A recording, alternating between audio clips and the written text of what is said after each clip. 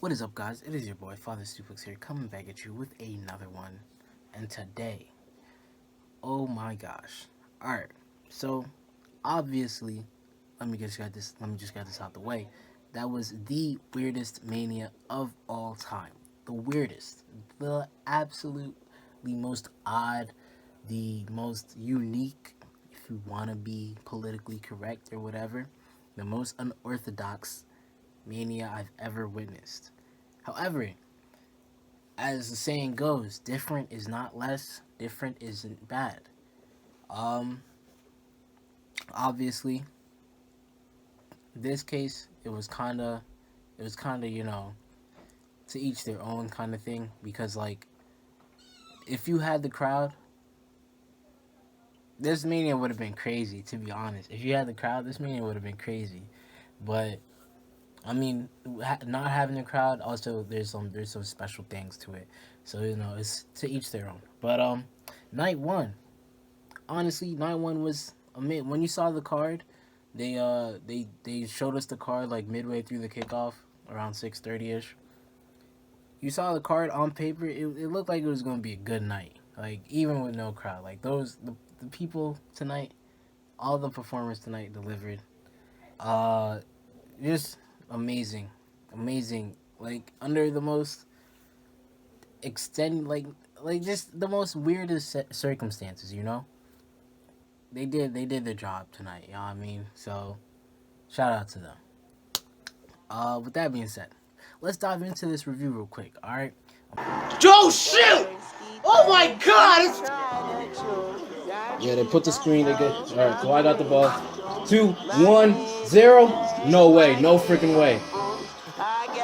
Oh my God! No! 10-0, Chatham's on. Foolies glad I'm on. Even my haters kinda glad I'm on. I'm trying to keep this under 10 minutes, because one of the things I actually liked about the show was the brevity of it, because it went by pretty quick. Only 8 matches, so like it went by pretty quick. So I'm gonna try to take after that and try to be quick with it. So first match of the night, or we should start with the kickoff. Kickoff was not your normal kickoff. It was more like what they do like for their in studio shows. So like they were in the like virtual background and stuff for the kickoff. And normal kickoff business, they're building up matches, showing promo packages and whatnot.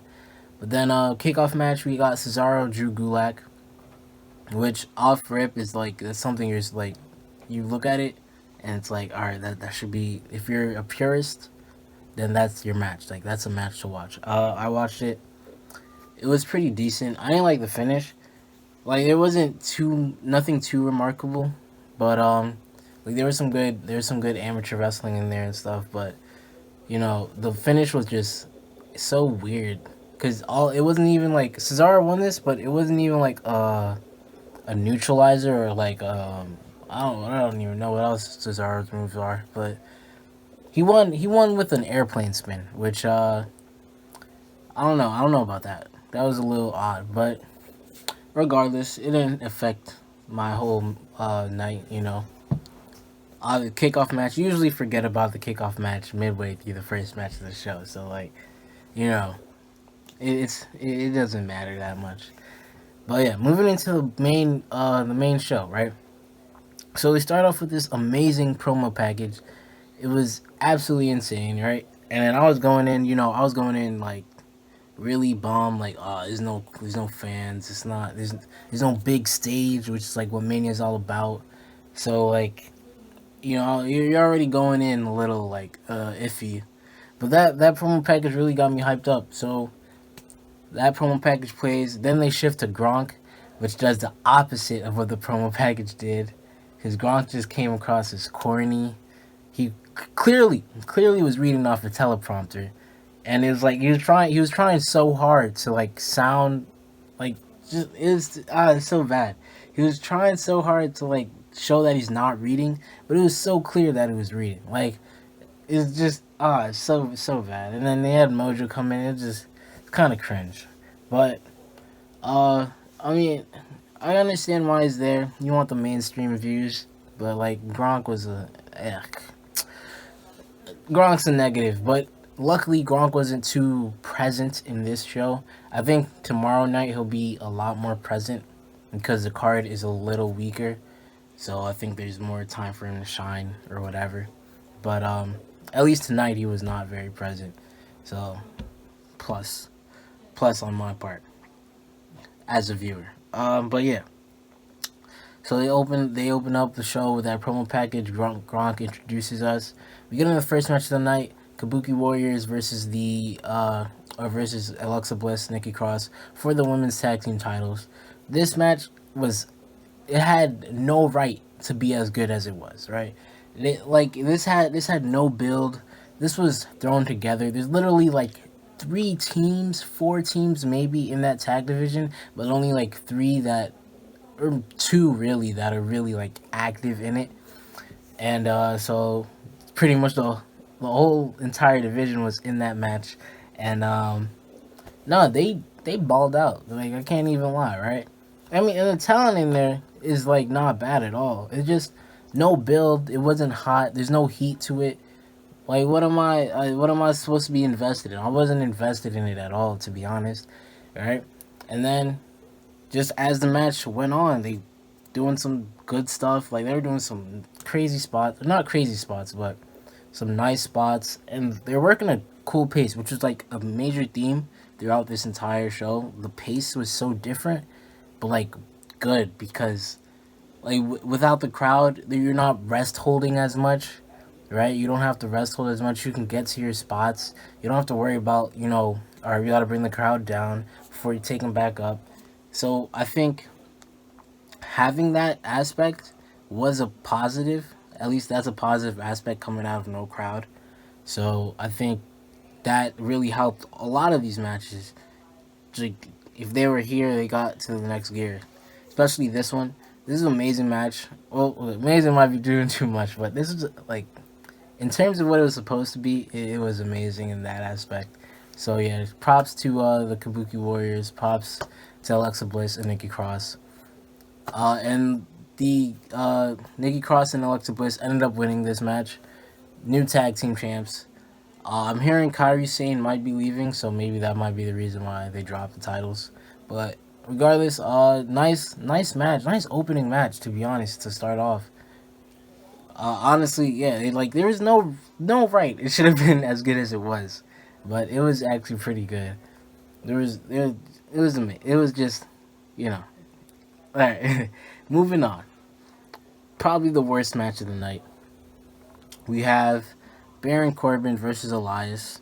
Yeah, just I saw the promo package for this, where Elias he fell off the little stage in the corner, because I haven't been watching too much WWE TV recently, so the promo packages catch me up and stuff. So I saw that. I thought that was pretty cool. So I was like, all right, there's a little build behind this match, it looks like. But then this match happens and it's just like, it was a dud, to be honest. There was some cool little spots, like Corbin hit this nice looking knee on Elias, and then before that, Elias had so this is how the match started. Let me get into that. Corbin comes down. He's like, all right, clearly Elias is injured because of what I pushed him off the stage, so he fell down and he can't compete. So that's what he's thinking. So ref, give him my forfeit. You hear Elias, the guitar strum. Elias comes down the ramp, and they start to fight. Corbin goes for a punch. Elias ducks it, hits him with the guitar over his back. So that was a nice little thing. Like, I mean, I don't know if it was really nice, but like, it was memorable, to say the least. So yeah, I mean, there were some cool little moments in there, but honestly, in the grand scheme of this year's Mania, when you look back at it, you're not gonna remember this match. It was kind of a dud. With that being said, at the end, Elias rolls up Corbin. He has the tights, so he gets the dub like that, which is like, that's like a TV finish, but I mean, there's not really any excuse for that. But like, I don't know why they chose to do a TV finish like that. Why couldn't he? I mean, if you're gonna roll up, get a clean roll up. He didn't have to grab the tights. I don't, I don't know. Maybe they're trying to protect Corbin, but even then, it's just, you know, yeah. But luckily, that didn't take too long. That was about like 10 minutes. So, speaking of 10 minutes, this vid just reached 10 minutes. So let's try to get this quicker, get through this quicker. Secondly, or not secondly, after this match ended, we went to the Raw Women's Championship match. I was forgetting what brand it was. Raw Women's Championship match. Shayna Baszler versus Becky Lynch. And honestly, this match was like, it was frustrating, like at the end, but like overall, this match was really good, really good. It started off right. We were talking about pace earlier. The pace of this match, like a lot of Shayna Baszler matches, the pace is really slow, right? She's all methodical and stuff, and she's all, and it can get boring. Like, to be frank, it can get boring. So I like the pace of this. The pace was a lot more sped up. They start off quick. Start off just brawling, like, and not like the bad like cat fight brawling. Like, they're brawling, right? They're hitting. You could hear it, right? With no crowd, you could hear the hits to the stomach. Like, that was some real deal. That was some real deal right there. Real deal fight. So they started off like that. So automatically off the rip, pace is up. Then they're going for their finishers right off the bat. She's going for a carry through the clutch. Becky's going for a disarmer, and they're just countering those, and they're rolling through pins and stuff, and it's just so quick. So, and then at one point, Shayna has a carry through the clutch. Becky rolls to the outside, and and even then, it's just the same things going on outside, and it's really like the pace really picked up. Like the first like 3-4 minutes of the match, and that set the tone for the rest of the match, right? There were some really amazing spots in here. At one point, Shayna Baszler, she gets Becky in like that power bomb position, but instead of power bombing her, she whips her into the announce table, which was nasty to watch. But that made Shayna Baszler look really strong. Another good spot with the what is it called? The disarmer, right? Disarmer. Shayna Baszler, she reverses like Becky, and then she uses this. Shayna Baszler uses the disarmer on Becky, which I thought that was a nice touch. But I also thought a good touch of that was Becky being able to get out of that. Like, you should know your own move inside and out. You should know how to, get out of your own move. You know what I'm saying? So I like that aspect. But the worst thing, right? So this match is going crazy, right? And it's like, we're about to get into like, all right, this about to be match of the night territory, right? And then all of a sudden, Shayna Baszler gets secured through the clutch, right? And we're like, all right, it's starting to look good. Then Becky Lynch, she rolls on top of her, like the classic, what is it? Kairi Sane did this to Shayna Baszler. Who else did? I think Ember Moon too. Someone else did it before even that. Way back, like I think it was like Bret Hart and whoever, and Yokozuna, maybe, I don't know. But like it's always been a thing, right? That classic. Oh, Rey Mysterio and Samoa Joe. That's the one thing. That classic. You get the clutch, the sleeper, and then you roll behind them, and their shoulders are down because they're holding on to the sleeper, and it's so overplayed. But so you're thinking like, all right, Shayna's gonna kick out of this. The match is gonna keep going, but no, Shayna Baszler gets pinned the same way again with that rollover. Like, I don't understand why have the match end that way. I don't get that, right? It's just, you had such a good match going too, and then to have it so anticlimactically finish, that's such a negative. Like, it was such a damper on what was supposed to be a great match. So like that's what separated it from good to great.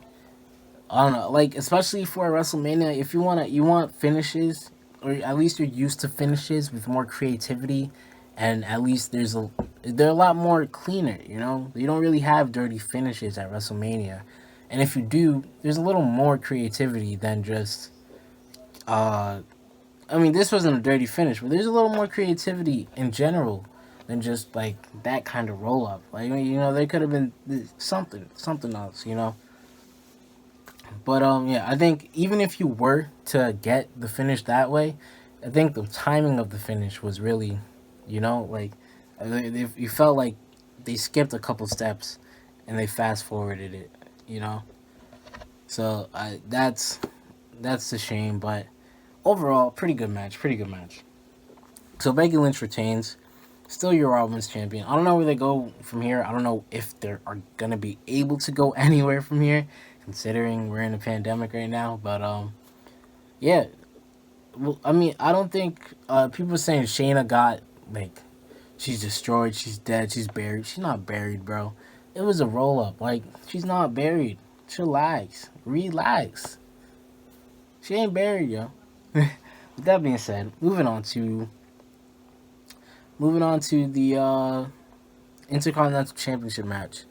Sami Zayn versus Daniel Bryan. Sami Zayn, your champion. Uh,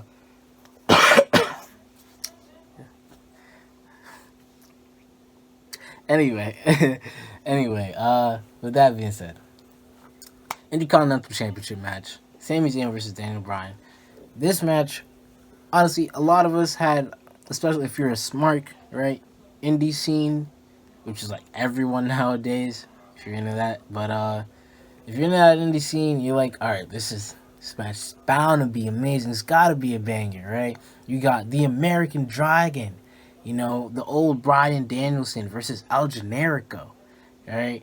And then this match it wasn't bad, but it was a little underwhelming, if you ask me. So you had Sami Zayn come out, you know, with the Artist Collective, Daniel Bryan and Drew Gulak.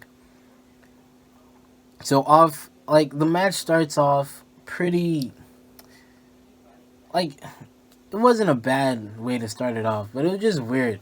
Because, so pretty much it was the classic heel, like, runs away. So they start the match off, then Sami Zayn's like, nah, I'm gonna go to the outside real quick. You know? And then they kept on running that, though, which is weird. It was like 5 minutes into the match, and they still haven't made any contact. When eventually the outside people get involved real quick, so Drew Gulak takes out Shinsuke and Cesaro, and you got finally Daniel Bryan and Sami Zayn get to wrestling, right? But then when they had like actual contact, Daniel Bryan is just literally mauling on Sami Zayn like the whole time. Alright, he's slapping him in the corner like, hey, I finally got my hands on you. And then they get I'm not sick. No,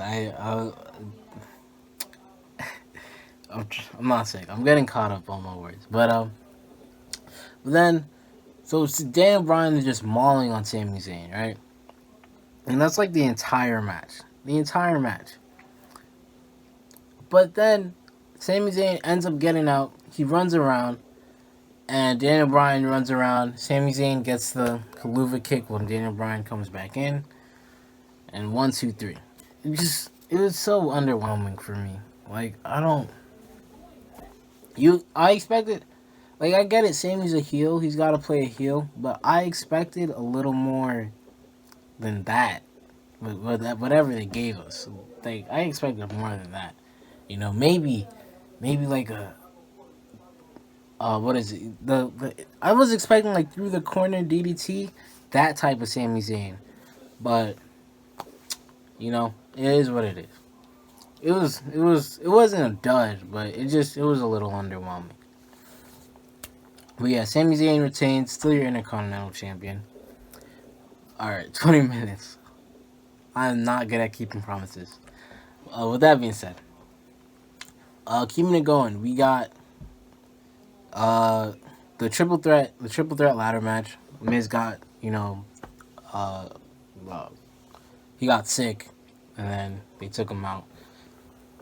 So this match, I actually had high hopes for it when it was a tag team match, but the way they did it, they took the best, I think the best performers for the ladder match and put them in this match.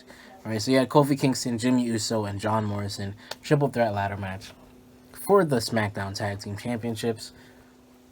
This match was off the walls, crazy. These guys killed themselves for this, like in front of no crowd. By the way, when there's a crowd, you get that rush of adrenaline, so you don't really feel as much pain taking those bumps. But there's no crowd, so you feel every single bump, and it's just And these guys kill themselves getting the ladder bumps. The ladder bumps are the worst bumps, by the way. So shout out to them, salute to them.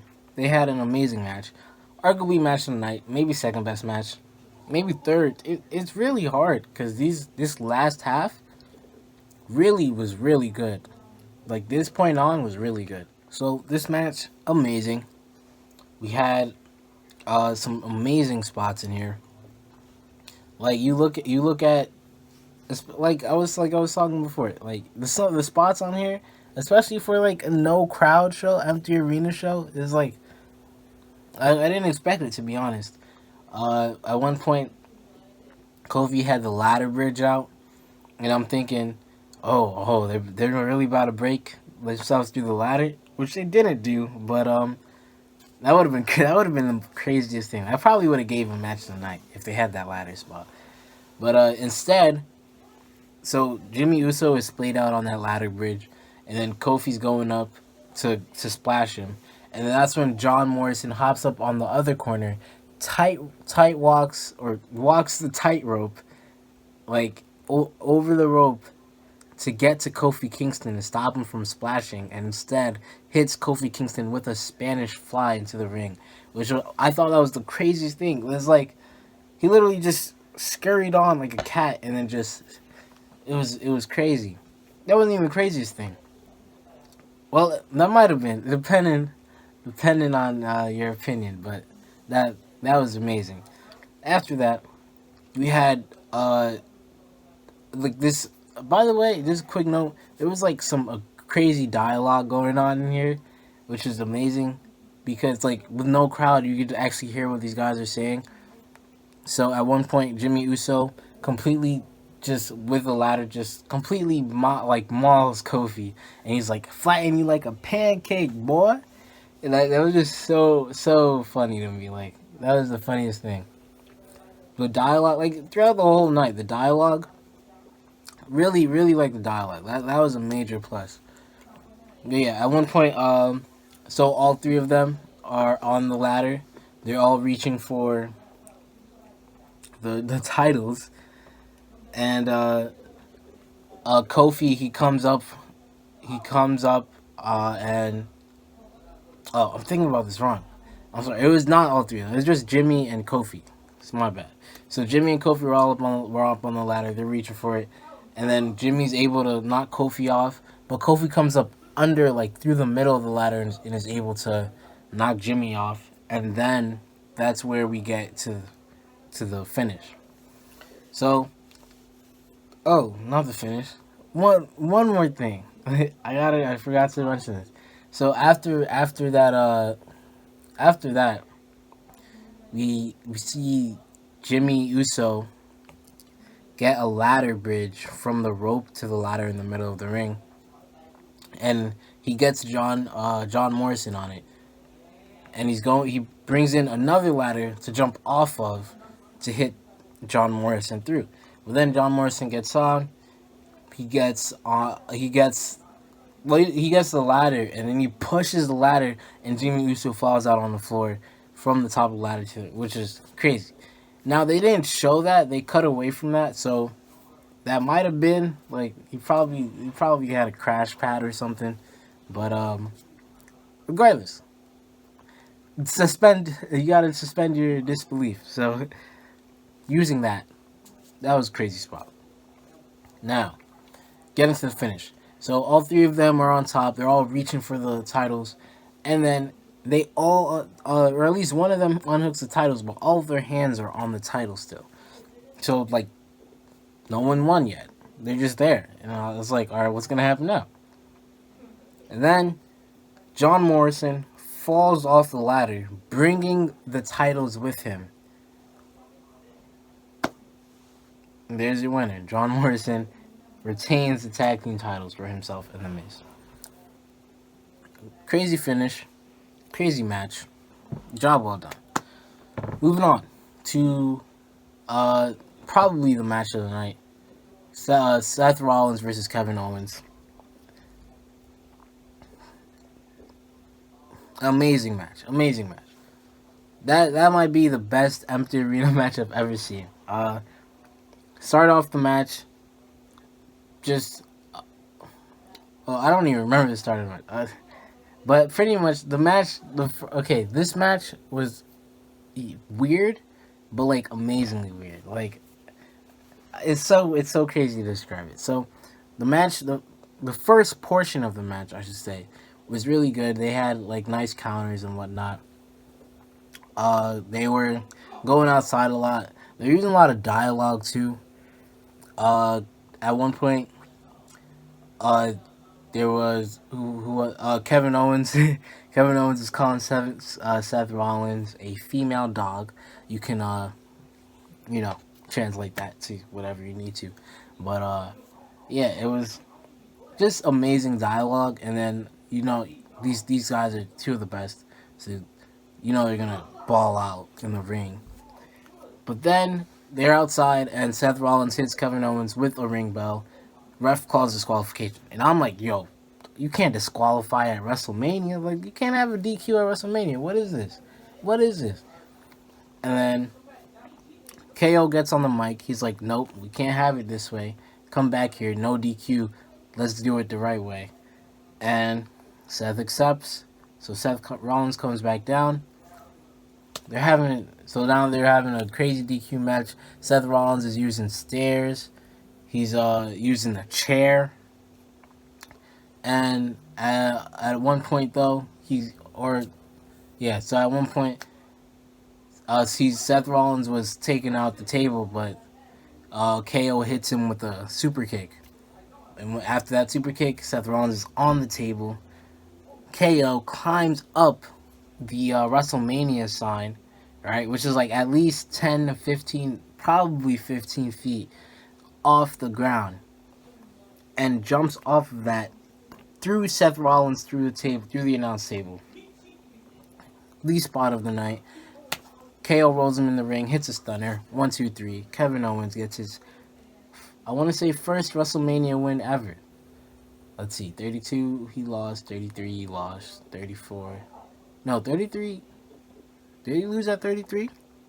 I don't know. Someone check that for me. But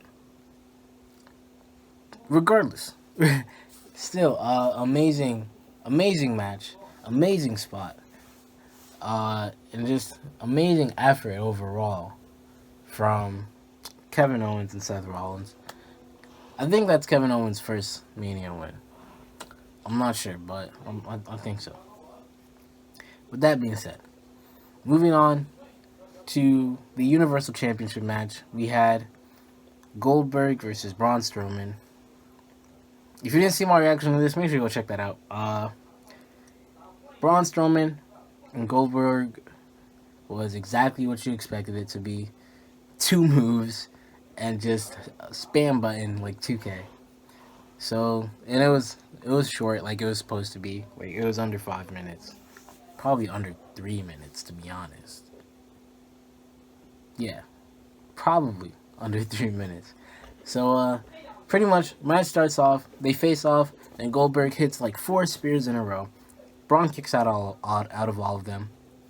Goldberg goes for a jackhammer, which I knew he wasn't going to be able to do. So, obviously, he goes for the jackhammer. Braun reverses it into power slam. Braun hits another power slam. Braun hits 2 more power slams. 1, 2, 3. Braun Strowman is a Universal Champion. And that's the end of that. Do I really care? Yes and no. No, because Braun, I can't really get invested into Braun because there's nothing solid behind Braun right now. He had, if this is 2017, 3 years ago, even 2 years ago, Braun Strowman being Universal Champ, different story. All for it. Now, you guys kind of they took away his fire, and now he's just like bland almost. Like he's just he sort of lost his flavor. He could have been more than the new flavor of the season, right? His 2017. If he had won in 2017, boy, what a reign that would have been. But they're 3 years too late with it, and it only happened because Roman Reigns was immunocompromised to even wrestle this match. And this is supposed to be Roman Reigns' moment, but the positive that comes out of this is that now you have two full-timers battling over the Universal Championship, which you'll love to see. And it's legit, in my opinion. Well, maybe not anymore, but at least in my opinion, Roman Reigns and Braun Strowman are like the Batista-Undertaker rivalry of this generation. So, that's gonna be a banger of a match every time they get together. Right? You got two big dudes, just like Batista and Undertaker back in 07. From 07 to 09. And then now you got Braun Strowman, Roman Reigns. Same deal. So, should be at least a fun match to see Roman Reigns and Braun Strowman to at least feud over that Universal title. Probably at SummerSlam, to be honest. Because that looks like the earliest we're going to get people back in arenas, August. So, SummerSlam might Roman Reigns versus Braun Strowman. As for, I don't know if they're going to keep running this no fans business, but hey.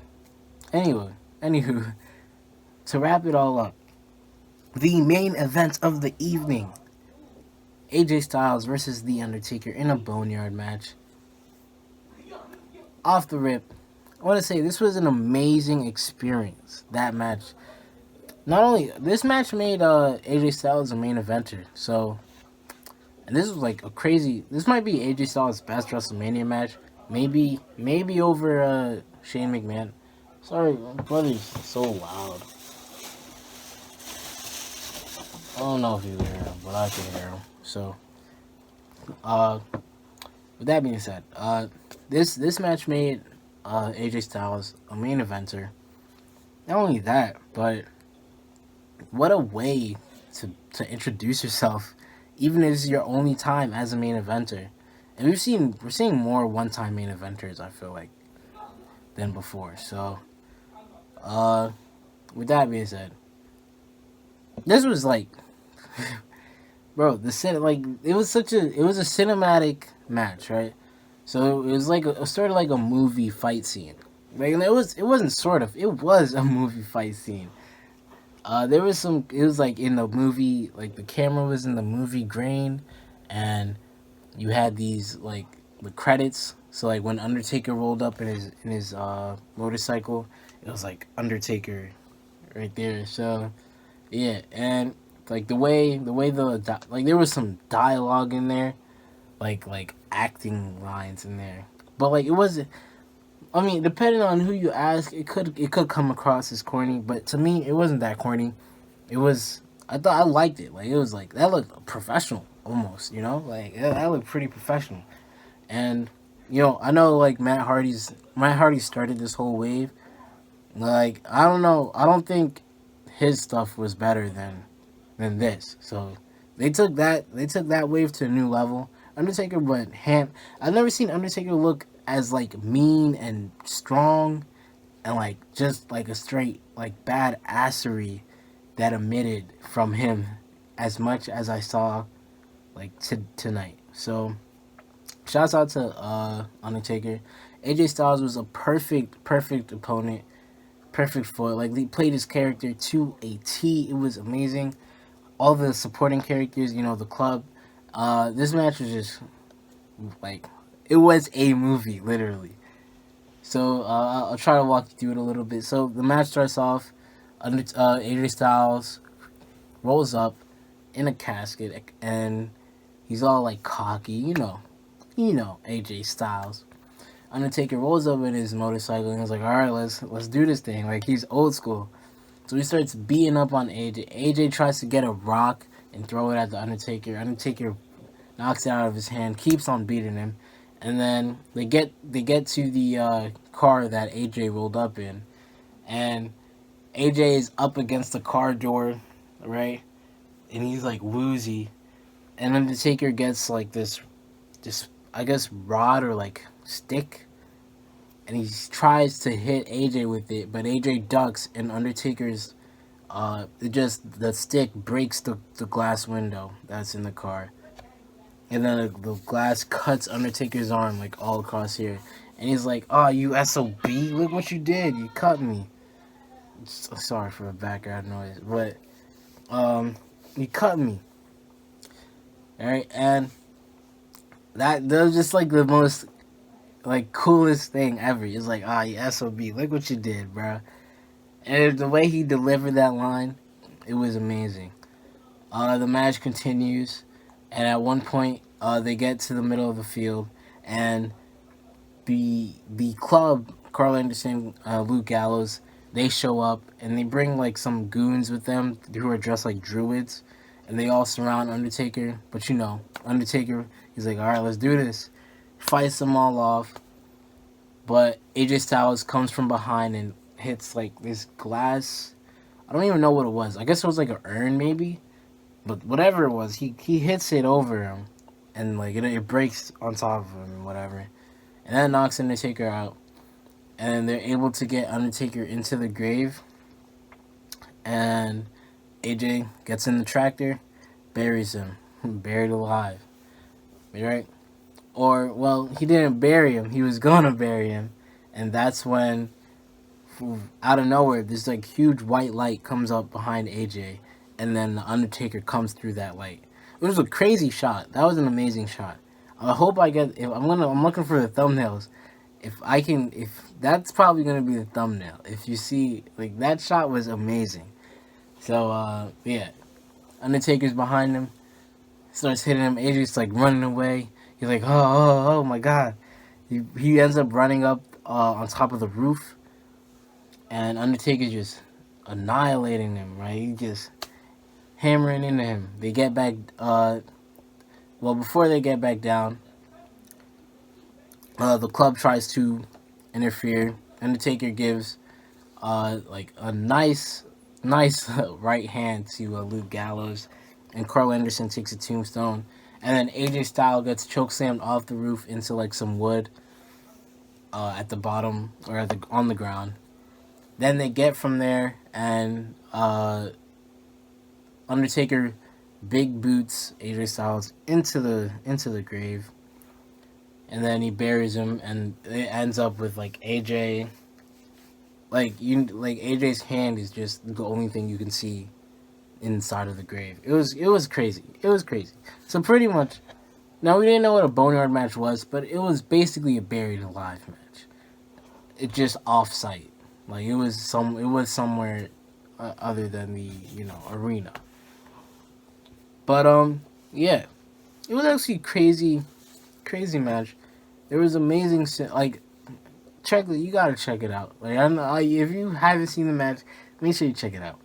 But yeah, that was crazy. Now I tried to keep it under 10-15 minutes.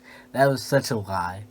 I apologize for that, guys. But yeah, overall, great match. Great. Our computer was going on.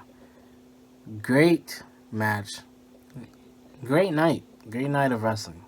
I appreciate, they don't have to do this, right? They're putting their lives on the line by doing this. And, like, even though this was such a weird WrestleMania, to be honest, it was a good, like, diversion. Like, I got lost. I forgot for a second, like, what the heck is a COVID-19? Like, I forgot all about that. So, hats off to them. They have all my respect. That being said, let me know what you guys thought of it. Night one was a success, if you ask me. Should they do 2-night WrestleManias in the future? We gotta see. Night two should be solid. I'd say night two is weaker on paper, but also at the same time, night two allows the real the marquee matches to shine a lot more, because and then all of the other stuff you're underestimating that can surprise you. So low bar theory, So night two does have the makings. Could be actually better than night one, because you actually have a real world title match, and then you also have two, well, really three, depending on what you think of it. But you have two matches that can be classics, like Edge and Randy Orton, and you got Charlotte Flair, Rhea Ripley, and possibly Fiend and Cena, but we'll see. We'll see if Fiend and Cena can outdo what AJ and Undertaker did tonight. But you probably could compare them, because they're not the same match, but they're in the same branch of the type of matches. You know what I'm saying? You get what I'm saying. It's all wrestling. With that being said, let me know what you guys thought of WrestleMania Night 1. I'll be back here tomorrow. This could be maybe after they got the Monday after Mania recorded, and I think they got the rest of this week recorded. After that, we might not have any wrestling for a minute, for a minute. So it might just be old matches and reruns and interviews and promos only for a long time. We don't know. So appreciate it while you got it. I know I am. So that's why I'm going into this really positive. All right. So you never know. That being said, thank you guys for watching. It's been your boy Father Suplex. I will see you on the next one. But until then, we 10-0, Chatham's on. Foolies glad I'm home. Even my haters kinda glad I'm on. Rest in peace to my vagabond. Rapper, song, singer, suspended, subpoena from misdemeanors. Dreamer, held back asses, Loki still a deer. And I still shake a boat squat. Ran for my broke. Got city on the